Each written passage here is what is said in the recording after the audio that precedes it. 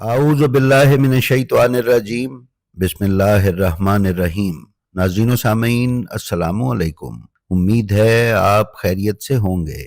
नाज़रीन, हम अक्सर आपकी खिदमत में ऐसे वाक़यात लेकर हाजिर होते हैं जो ना सिर्फ आपकी रूह की ताजगी बल्कि ईमान व मारिफत में इजाफे का बाइस होते हैं।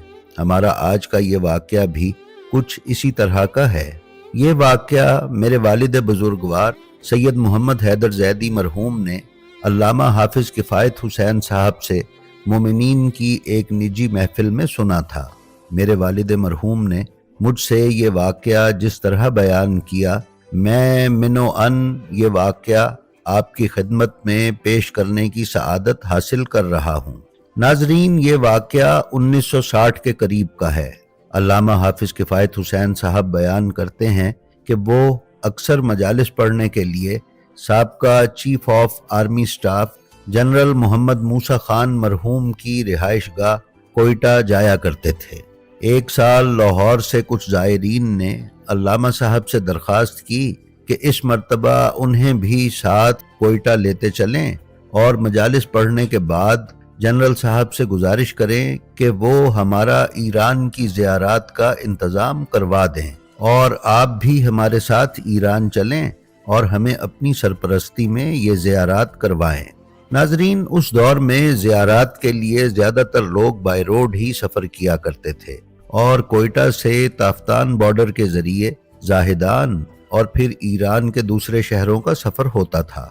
उस वक्त जनरल मूसा खान चूँकि आर्मी चीफ थे, इसलिए मोमिनीन ने आफियत जानी कि जनरल साहब की वजह से सफ़र की सहूलतें मुयस्सर आ जाएंगी।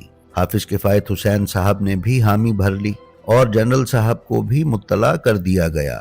लाहौर से ज़ायरीन का ये काफ़िला अल्लामा हाफिज़ किफ़ायत हुसैन साहब के साथ कोयटा के सफ़र पर रवाना हुआ और तयशुदा प्रोग्राम के मुताबिक हाफिज़ साहब ने जनरल साहब की रिहाइश गाह पर मजालिस पढ़ी और फिर इख्तिताम मजालिस पर मुकर्ररा दिन ये काफ़िला बस में बैठकर कोयटा से ईरान के लिए रवाना हुआ। नाजरीन, जिन लोगों ने कोयटा से ताफ्तान तक बाय रोड सफ़र किया है वो बखूबी जानते हैं कि खुजदार के बाद सैकड़ों मील तक ये सड़क वीराने और रेगिस्तान में है और काफ़ी देर सफ़र करने के बाद सड़क पर कोई ढाबा नुमा होटल वगैरह आता है। बाहर कैफ कोयटा से निकलने के बाद बस घंटों तक सफ़र करती रही। फिर मुसाफिरों ने बस ड्राइवर को कहा कि वो बस को किसी जगह रोके ताकि मुसाफिर हवाएज ज़रूरिया से फारिग होकर चाय खाना करके कुछ ताज़ा दम हो जाएं। चुनाचे उसके बाद सड़क के किनारे जो ढाबा आया वहां पर बस को रोक दिया गया। नाजरीन, जब मुसाफिर बस से उतर रहे थे तो बस से दूर एक बूढ़ी औरत जो गालिबन काफ़ी देर से वहां बैठी थी उठकर मुसाफिरों की तरफ आई और मुसाफिरों से पूछने लगी कि क्या हाफिज़ किफ़ायत हुसैन साहब इस बस में मौजूद हैं। मुसाफिरों ने कहा, अम्मा वो इसी बस में हैं और उतरने वाले हैं। जब हाफिज़ साहब नीचे उतरे तो उस बूढ़ी औरत ने उन्हें सलाम करके कहा कि हाफिज़ साहब, मैं बहुत दिन से आपके इंतज़ार में बैठी हूँ, मेरे साथ चलिए, नज़दीक ही मेरा घर है और चल के मजलिस पढ़ दीजिए। फर्श अज़ा बिछा हुआ है, बस आप ही का इंतज़ार था। हाफिज़ साहब बताते हैं कि मैंने ये सोचा कि सफ़र के ऐन दरमियान में जब मुसाफिर भी थके हुए हैं और वक्त भी कलील है और हमने अभी आगे काफ़ी सफ़र तय करना है तो इस वक्त मजलिस पढ़ना मुमकिन ना होगी। ये सोचकर हाफिज़ साहब ने उस खातून से कहा कि बीबी, अभी हम सफ़र में हैं और ज़ियारात के लिए जा रहे हैं। जब हम ज़ियारात से वापस आएंगे तो यहीं रुकेंगे और आपके यहाँ मजलिस पढ़ देंगे। ये सुनकर उस खातून ने इसरार करना शुरू कर दिया। इस पर हाफिज़ साहब ने उस खातून को समझाया लेकिन वो ना समझी। किस्सा मुख्तसर ये कि हाफिज़ साहब ने सख्ती से मना किया और कहा कि ये अब हम वापसी पर ही देखेंगे। इस पर वो खातून मायूस हो गईं और बुझे हुए लहजे में हाफिज़ साहब को कहा कि अच्छा हाफिज़ साहब, जैसे आपकी मर्जी। फिर वो एक तरफ चली गईं। नाजरीन, हाफिज़ साहब बयान करते हैं कि फिर कुछ देर के बाद जब मुसाफिर ताज़ा दम हो गए तो हमने ये सफ़र दोबारा शुरू किया और कई घंटे मुसलसल सफ़र के बाद ईरान की सरहद में दाखिल हुए। फिर कुछ देर मज़ीद आराम करने के बाद ज़ियारात की तरफ का सफ़र शुरू हुआ और इमाम रज़ा अलैहिस्सलाम के रोज़े पर पहुँचे। नाज़रीन, उस वक्त रोज़े के सहन इस कदर बड़े न थे। अगर आप पुरानी तस्वीरें देखें तो आपको अंदाज़ा होगा कि रोज़ा उस ज़माने में इस कदर वसी व अरीज़ न था और दाखिली दरवाज़ा मेन हॉल से ज़्यादा दूर नहीं था। हाफिज़ साहब बताते हैं कि अभी बस से सामान उतर ही रहा था और मैं सहने हरम में बैठा ज़ायरीन के इकट्ठा होने का इंतज़ार कर रहा था तो रोज़े के अंदर से खुद्दाम ने आकर बुलंद आवाज़ से कहा, किफ़ायत हुसैन कौन है? हाफिज़ साहब कहते हैं कि खुद्दाम के मुंह से अपना नाम सुनकर मैं चौंका और मैंने एक खादिम को कहा कि मेरा नाम किफ़ायत हुसैन है। खादिम ने कहा, क्या आप पाकिस्तान से आए हैं? हाफिज़ साहब ने कहा, जी हम पाकिस्तान से आए हैं। खादिम ने कहा, आपको इमाम तलब फरमा रहे हैं। हाफिज़ साहब कहते हैं, ये सुनकर मेरे दिल की हालत अजीब हो गई। मैं फौरन उठा और खुद्दाम के साथ ज़रीह मुक़द्दस तक पहुंचा। ज़रीह मुक़द्दस वाला हॉल उस वक्त तक खाली करवाया जा चुका था और दरवाजे बंद कर दिए गए थे। खुद्दाम ने मुझे ज़रीह के पास खड़ा किया और बाहर चले गए और आखिरी दरवाज़ा भी बंद कर दिया गया। ऐन उसी वक्त हॉल में हल्के सब्ज रंग की नूरानी रोशनी फैली और इस कदर नफीस खुशबू मैंने महसूस की कि जो मैंने सारी जिंदगी मुशाहिदा नहीं की थी। उस नूरानी कैफियत ने मुझे मबहूत कर दिया। उसी वक्त उस रोशनी में से आवाज़ आई, किफ़ायत हुसैन। मैंने कहा, जी सरकार। फरमाया, जब तुम हमारे पास आ रहे थे तो रास्ते में तुम्हें एक बूढ़ी औरत मिली? मैंने कहा, जी सरकार। फरमाया, उसने तुमसे हमारे जद की मजलिस पढ़ने का कहा और तुमने इनकार कर दिया।